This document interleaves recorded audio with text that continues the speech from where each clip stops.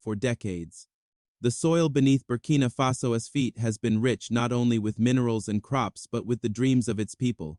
Yet much of this land was never truly theirs. Cut to archival black and white images of colonial officers, modern-day foreign businessmen signing contracts, and fences cutting across farmland. Foreign powers, hidden behind company names and legal documents, owned vast stretches of Burkina Faso's land. While our farmers struggled, outsiders harvested profit. Pause. Fade in the image of Captain Ibrahim, standing in uniform, addressing the nation. But today, history has changed. In one of the boldest moves in African history, Captain Ibrahim has signed into law the nationalization of all foreign-owned land in Burkina Faso. Every hectare, every acre returned to the people. No negotiations, no compromises. A land revolution for the 21st century. Now slow zoom on the Afrique Vibe News logo appearing on the screen. You are watching Afrique Vibe News, and today we break down what this means for Burkina Faso, Africa, and the world. Stay with us. Because this story is bigger than land. It's about freedom, sovereignty, and the future of Africa itself. Land is more than soil, it's identity, culture, and survival. In Burkina Faso, like much of Africa, land ownership has always been tied to power. After colonial rule officially ended, foreign companies and wealthy investors found ways to legally own huge tracts of farmland, mines, and forests. By 2024, estimates showed that over 40% of Burkina Faso's most fertile land was controlled by entities headquartered outside Africa. The contracts were decades long, some lasting 99 years, leaving citizens working as laborers on land that should have been theirs. This wasn't unique to Burkina Faso. Across Africa, from Kenya to Senegal, land grabbing had quietly turned natural resources into private profit for foreign elites. The result? Local farmers couldn't compete, food prices stayed high, and rural communities suffered. When Captain Ibrahim rose to power in 2022, he made one thing clear: Burkina Faso would no longer be dictated to by outsiders. His first battles were against insecurity in the Sahel, but behind the scenes, he was studying land ownership patterns, and what he found was alarming. Leaked documents showed that some foreign companies were paying as little as $2 per hectare per year for prime agricultural land. Meanwhile, families who had farmed the same soil for generations were being forced off to make room for industrial farms producing crops for export to Europe and Asia. By early 2025, public frustration was boiling over. Village elders, youth movements, and farmer unions demanded change. And, known for bold action, decided enough was enough. On a warm August morning in Ouagadougou, addressed the nation in a live broadcast. His words were short, but they shook the world. From this day forward, all land in Burkina Faso belongs to the state and its people. No foreign entity will own a single hectare of our soil. This is our home, our inheritance, our future.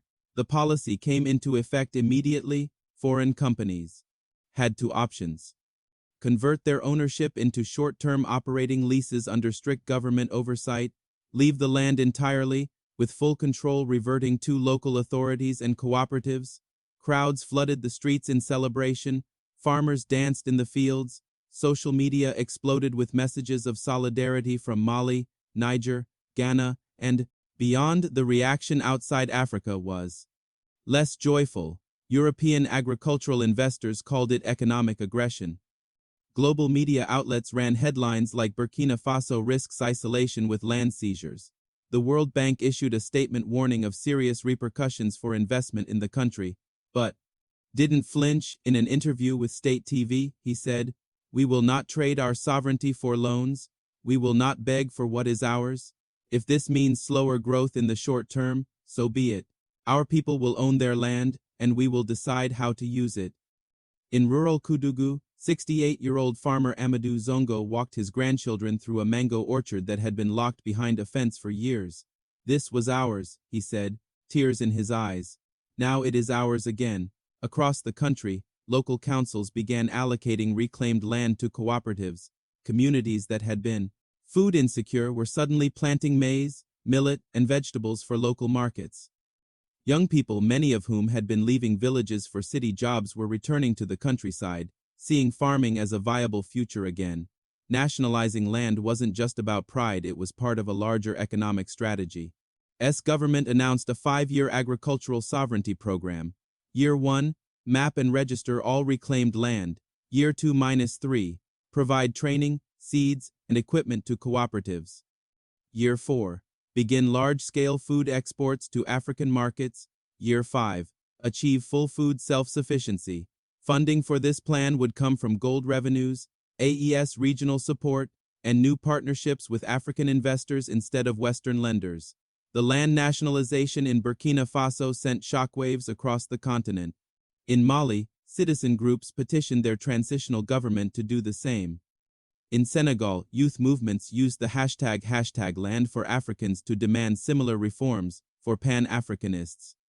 Move was proof that bold leadership could challenge the post-colonial economic order.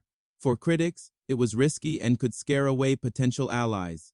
Nationalizing land is one thing, making it productive is another.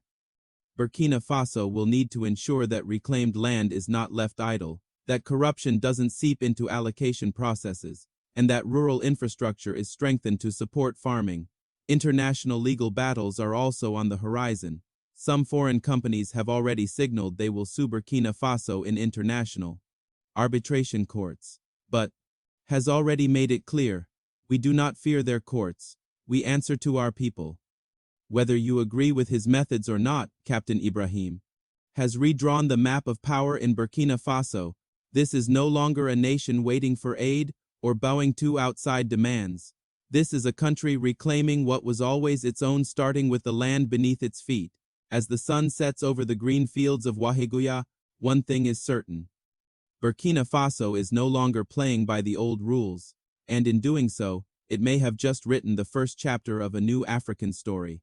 You've been watching a Frick Vibe News, where Africa's voice is loud, proud, and unfiltered. What do you think of Land revolution? Will it inspire other African nations? Or spark a new conflict with foreign powers? Let us know in the comments, and don't forget to subscribe so you never miss the stories the world tries to hide.